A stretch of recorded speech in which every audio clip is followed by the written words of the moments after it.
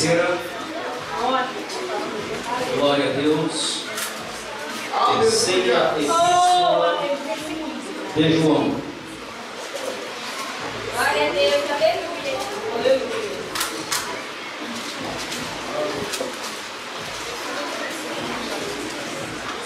Glória a Deus. Louvado seja. Apenas o versículo de número 2. Leiamos a palavra do Senhor para nós termos uma breve meditação e depois estarmos orando ao Senhor para que Ele concretize a obra dele sobre nossas vidas. Versículo 2 está escrito assim: Amado, acima de tudo, faço votos por tua prosperidade e saúde, assim como é próspera a tua alma.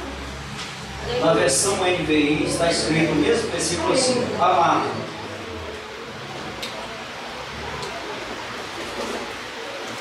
oro para que você tenha boa saúde em tudo e lhe corra bem, assim como vai a tua alma. Amém? Pode se sentar. Esse será o versículo base da nossa ministração. Uma semana em que nós estamos sendo abençoados por diversas mensagens. Segunda-feira Deus falou de uma forma extraordinária. Na terça, na quarta, quinta, sexta e hoje no sábado à noite. E nós estaremos falando de prosperidade. Prosperidade, quantos aqui precisam de prosperidade? Quantos têm horário? Amém? Uma pergunta simples, né? Mas que é uma carência muito grande sobre nossas vidas. E quando eu li esse versículo, a epístola de João para Gaio, em especial, ele escreve esta carta a 3 obreiros que estavam a serviço do Senhor, e um desses 3 obreiros, o seu nome é Gaio. No versículo de número 1, um homem muito amado por João. Aliás, a marca de João era amar muitas pessoas, porque João foi um dos que mais andou com Jesus. E quem mais anda com Jesus, mais aprende. Quem mais lê a Bíblia, mais aprende. Não é assim? Quem mais anda com David Gilmour, com certeza vai cantar igual, ou no mínimo semelhante. Então, ou seja, se nós temos uma companhia de alguém, nós vamos aprender alguma coisa com essa pessoa. E João, por sua vez, aprendeu uma coisa que todos nós precisamos nesta noite, de uma forma extraordinária: amar. E de uma forma especial, ele já se aproxima de Gaio dizendo: amado, amado Gaio. Ele já arranca do seu coração um sentimento verdadeiro.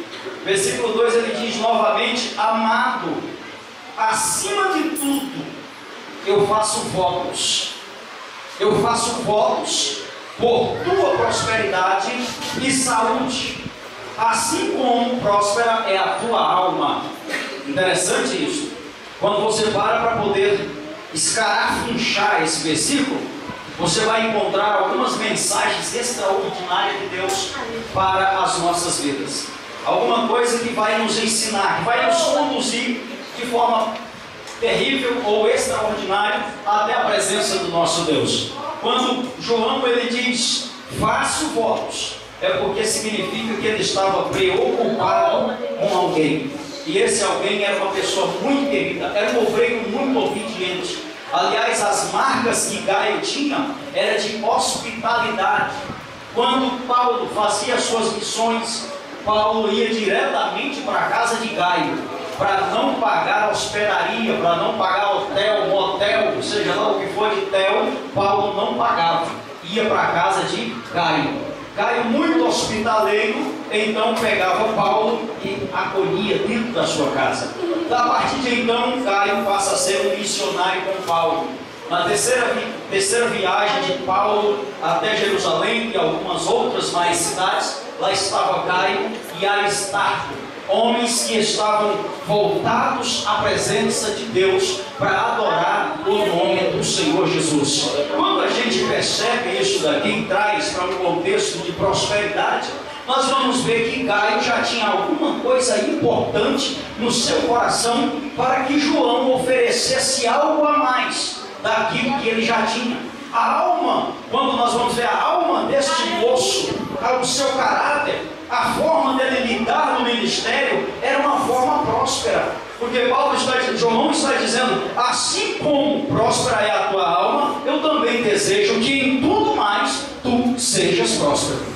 Interessante que aqui eu vou pegar 3 pontos importantes. Primeiro, que não existe prosperidade sem oração. Não existe prosperidade, pelo menos à luz da Bíblia, sem uma doação. E não existe prosperidade à luz bíblica sem trabalho. Se tiver, eu discordo. Se houver prosperidade fora desses 3 princípios, com certeza tem alguma coisa errada. Tem. E nós vamos aprender aqui nesse sentido. A primeira coisa que nós observamos é que João estava preocupado com uma coisa: a oração.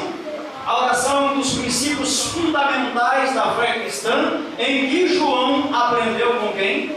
Com o mestre da Galileia, com Jesus. Jesus estava feliz, ele ia para o monte orar e falar com Deus. Jesus estava angustiado, ele ia para o monte orar e falar com Deus. Jesus recebia uma vitória, ele ia para o monte orar e agradecer a Deus. Jesus curava alguém, ele ia para o monte orar e agradecer a Deus. Quando Jesus fazia algo extraordinário, acontece que ele sempre saía para o monte para falar com Deus. E quando nós observamos a história de João, você vai perceber que João aprende esse princípio. E ele está dizendo: eu oro por tua prosperidade. Acontece que se nós trouxermos isso para os nossos dias, nós vamos entender que a maior prosperidade está na boca dos obreiros que ministram a palavra de Deus. Se nós queremos uma igreja forte, nós precisamos ter obreiros que tenham a visão de alcançar de Deus a prosperidade.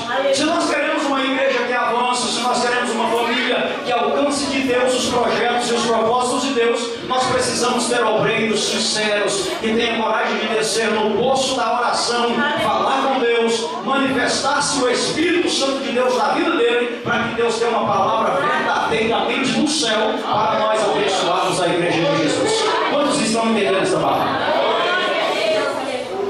A autoridade está sobre os obreiros da igreja para profetizar, para pregar e para dizer aquilo que Deus quer que nós venhamos a falar. João profetiza na vida de um obreiro. E João diz: faço orações para que tu sejas próspero, como próspera é a tua alma. Faço orações. Acontece que esse princípio de oração nós temos esquecido. O princípio fundamental da prosperidade com Deus nós temos esquecido. Nós temos deixado de lado. Nós temos tempo para a internet. Nós temos tempos para cursos. Nós temos tempo para um bom futebol. Nós temos tempo para um shopping. Mas porém nós não temos um tempo para Deus. Nós temos um tempo para ver os domingos na igreja, mas no meio da semana nós não temos um tempo para tirar para Deus e falar com Deus. Nós temos tempo para cantar, mas nós porém não temos tempo para tirar, para consagrar a nossa vida a Deus, para que quando nós cantarmos, quando nós pregarmos, orarmos, Deus fala através da nossa boca. Nós não temos tempo. Temos tempo para tudo, mas para voltar na oração nós não temos tempo. Mas uma coisa eu acredito, alguém já disse uma certa frase, que quando Deus quer se manifestar para a sociedade, para a igreja, Ele levanta homens cheios do Espírito Santo para falar o coração daqueles que estão necessitados. Quando Deus quer falar no coração de um pecador, Deus vai levantar uma irmãzinha lá no fundo da igreja para falar com ele, mas uma mulher cheia do Espírito Santo. Quando Deus quer transformar a vida de uma pessoa drogada, Deus vai encher você da prosperidade, da graça, da unção, do poder do alto, para você transformar a vida dessa pessoa. Prosperidade é isso. O princípio da oração nós não podemos esquecer. Os discípulos da igreja primitiva esqueceram isso, começaram a esquecer isso. A igreja nasce fundamentada na oração, mas a igreja chega um certo momento que cresce E é interessante isso, que essa enfermidade tem acontecido até hoje. Quando a igreja cresce, nós esquecemos da oração. Quando a igreja avança, nós esquecemos da oração. Quando a igreja conquista espaço, nós paramos de orar. Os discípulos estavam orando, mas quando Pedro, em uma só pregação, ganha quase 3.000 almas, nós perguntamos, mas qual é o segredo da pregação de Pedro? Eu te respondo: 10 dias de oração buscando a presença de Deus. Qual o motivo da igreja primitiva crescer tanto? Obreiros e obreiras vocacionados e buscando a Deus através da oração. Quando os discípulos começaram a esquecer esse princípio, Leis, o que acontece? Me pergunta, o que aconteceu? Respondo: eles esqueceram de buscar a palavra e a consagração. Atos capítulo de número 6, versículo de número 4. Só isso que aconteceu. Quando perceberam que a igreja começa a retroceder, eles se lembram: estamos esquecendo da palavra e estamos esquecendo da oração. Um dos pastores diz: estamos esquecendo da palavra e esquecemos da oração. A igreja está esfriando. Alguém bate no peito e diz assim: vamos voltar a esse mesmo princípio que o mestre ensinou. Alguém disse: vamos. Sabe o que acontece, queridos, quando nós voltamos a esse princípio? Deus prospera a igreja.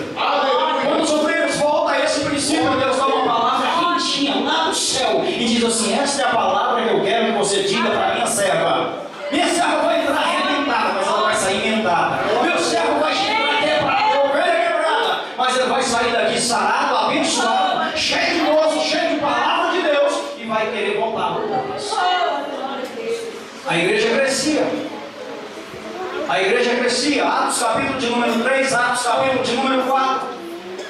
Você vai perceber que a igreja crescia e todos os novos convertidos perseveravam na oração e perseveravam na palavra de Deus.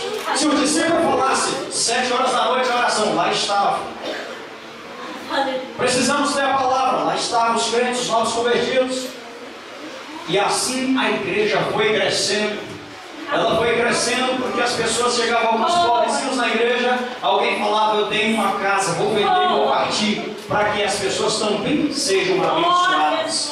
Um sentimento mútuo, um sentimento em que somente a oração e a palavra de Deus fará com que este comportamento se achegue entre nós nos nossos dias. A oração está ficando escassa nos nossos dias. Nós temos louvorzões, mas você não vai ver um congresso de oração. Os muçulmanos nos traz um exemplo extraordinário, porque os camaradas oram. Seja lá qual for o seu Deus, seja lá qual for o seu profeta, mas eles estão orando. Eles estão dedicando. Você está fazendo uma semana de campanha. A obrigação de quem está ministrando aqui, no mínimo, já dizia Lute: se os obreiros não orarem como um crente comum, você pode destituir-se do ofício que Deus te chamou. Sai fora, meu amigo. Senta e fica quietinho. O dia que não puder pregar, não pregue. O dia que não puder cantar, coloque outro. Deus vai usar da mesma forma. Lute pensava que ele também, em uma outra ocasião, era o melhor pregador da época. E como era? E quando alguém foi pregar na igreja dele, ele disse assim: mas esse pregadorzinho quer pregar no meu lugar? Eu sou o pastor, eu sou o pregador. Estou saindo de viagem, deixa eu pregar. Sumiu. Quando ele retornou, quem estava lá de novo? O pregadorzinho. E quando o pregadorzinho estava lá, ele falou: eu cheguei de viagem hoje, quem prega sou eu. E a esposa dele, a esposa disse para ele: meu filho, pode ficar quietinho, porque a igreja quer que quem pregue é o pastorzinho, o pregadorzinho que você falou.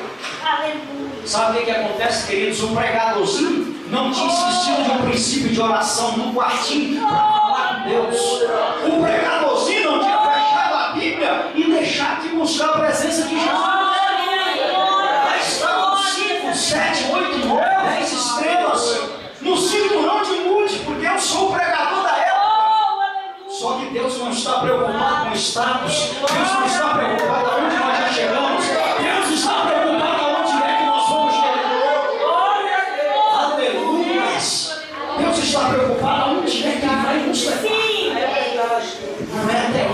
chegamos. Sabe o que aconteceu? Mude falou, eu vou para a igreja. Ele foi. Quando chegou lá, Deus usou aquele moço de uma forma tremenda. E ele percebeu que a graça de Deus já estava ficando um pouquinho esquecida. Ele esqueceu de que quem falava na boca dele era Deus. Ele esqueceu de que quando nós oramos, Deus move os céus para nos abençoar. Quando nós oramos, Deus nos dá uma palavra para ir de encontro a você, para ir de encontro a você, para ir de encontro à tua vida, para ir de encontro à tua casa, para ir de encontro ao teu problema, para prosperar a tua vida. Deus quer isso, queridos, é que nós nos voltemos. Vamos analisar como é que nós estamos em oração diante desse Jesus.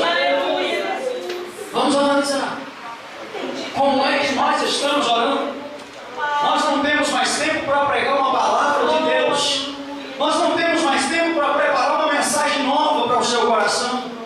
Mas por que isso, Pedro? É porque não tem tempo? Não, é porque somos negligentes quanto ao tempo que nós temos que dar para Deus. Aliás, falando em questão de tempo, eu vi um cidadão passar 5 horas para lavar uma moto. E quando eu cheguei nele, falei, camarada, ganha tempo nisso, porque você está perdendo tempo. Você está gastando 5 horas do seu tempo para lavar uma moto. E esse tempo é precioso demais. Sabe qual foi a resposta do cabra? Ele olhou para mim e falou assim, mas tu está muito preocupado com o tempo. Eu falei, tô. E é por isso que eu estou te falando. Economiza o seu tempo. Invista mais na tua vida e com certeza Deus vai te abençoar. Com certeza Deus vai te abençoar. Você tem glória a Deus aí? Então tem glória a Deus. Oração, irmãos. Não tem outra forma. Para ser próspero, não. Não tem outra forma. Se nós queremos ser, Deus tem dado palavras sobre as nossas vidas. Porque se nós não tivermos unção, se nós não tivermos voltado para a oração, se nós não tivermos voltado com uma vida de jejum e consagração diante de Deus, se nós não pararmos e ir para o meio do mato, ir para o quartinho da oração, para preparar uma mensagem, para falar para você, para pregar para você pregar para alguém, você não vai ter resultado de Deus. Não tem, queridos. Nós vamos começar a trazer uma palavra mecânica que você já sabe. A gente vai usar um pouquinho de técnica para poder até te iludir e te enganar. Mas Deus não quer isso para nós. Deus quer nos dar sempre um pão quentinho. Deus quer sempre nos dar um pão quentinho para que nós sintamos a prosperidade de Deus sobre a nossa vida. Agora vamos orar ao Senhor. Vamos orar a Deus. Se nós estamos relaxados na oração, porque esta geração está relaxada na oração, a oração já não funciona mais, porque a gente não prioriza isso. E se nós queremos ver Deus falar alguma coisa, nós precisamos voltar para a oração. Porque senão, o assim diz o Senhor não vai funcionar na nossa boca. Sabe qual foi o problema dos amigos de Jó? É porque eles não tinham comunhão com Deus o suficiente para falar em nome de Deus. Jó 42, versículos 7, 8 e 9. Não tinha mais comunhão. Deus diz, eu estou indignado, estou irado com vocês. Vocês estão falando para Jó, mentindo para Jó, aquilo que eu não mandei vocês falar, vocês estão falando para o meu servo Jó. Versículo 8 e 9. Para o meu servo Jó. E quando nós não temos comunhão com Deus, falamos coisas que Deus não mandou que nós falássemos. Prosperidade de Deus, fica de lado, e Deus não manda. É por isso que tem muita gente amarga dentro das nossas igrejas. É por isso que tem muito ímpio que não volta mais. Prefere o pego, prefere a prostituição. Porque alguém chegou para ele e mentiu para ele em nome de Deus, coisa que Deus não mandou ele falar. E ele falou. Acontece que Deus não vai mais falar. Mas quer ver uma coisa? Vamos voltar para a oração. O profeta Micaías era um homem de oração. Profeta Micaías, capítulo 18 de 2 Crônicas, capítulo 12 e 13. Alguém diz, bate na porta e diga: Micaías, o rei Acabe recebe uma mensagem de 400 profetas de uma só vez.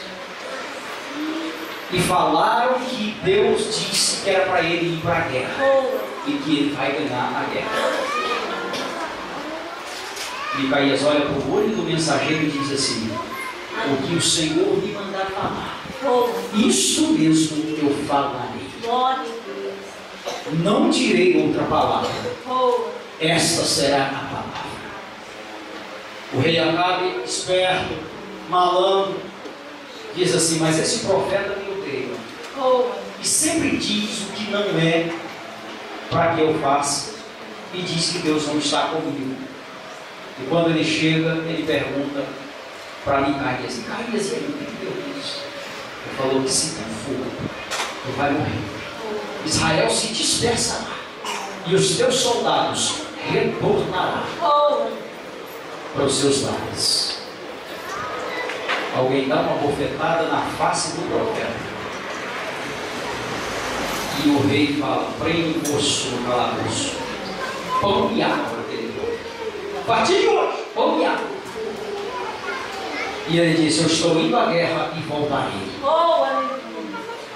Micaías está sendo puxado, vira e diz: rei, se tu voltares, Deus não falou pela boca deste profeta. O rei foi. Você quer saber se ele voltou? Voltou. Morto. Sabe o que foi que aconteceu? Deus honrou a palavra do profeta. Deus honrou a palavra de um profeta. Quer que Deus honre o louvor da tua boca? Faça o que Deus quer que você faça. Quer que Deus honre a palavra dele na tua boca? Faça o que Deus quer que tu faças. Faça isso que tu verás se Deus vai maior na tua vida. Está o rei Acabe no meio da guerra. Nenhum soldado atirou em Acabe. Nenhum. Um camarada pega o arco e a flecha. A Bíblia diz que caiu do alto para testar a flecha. O rei Acabe entra disfarçado. Outra roupa. Manda Josafá entrar com uma roupa diferente, com a roupa de rei. Quando alguém vai matar Josafá, alguém conhece, não é esse. E Deus disse que Josafá está morto. Alguém a erro, pega a flecha e diz: eu vou fazer um teste com essa flecha para eu ver se ela presta. Lançou. Espírito Santo pega o cabo daquela flecha e fica aqui, pastor. E acaba. Sabe por que isso, queridos? Para provar que a palavra de Deus tem valor na boca do profeta. Para provar que a palavra de Deus ainda funciona na boca de homens que temem ao Senhor.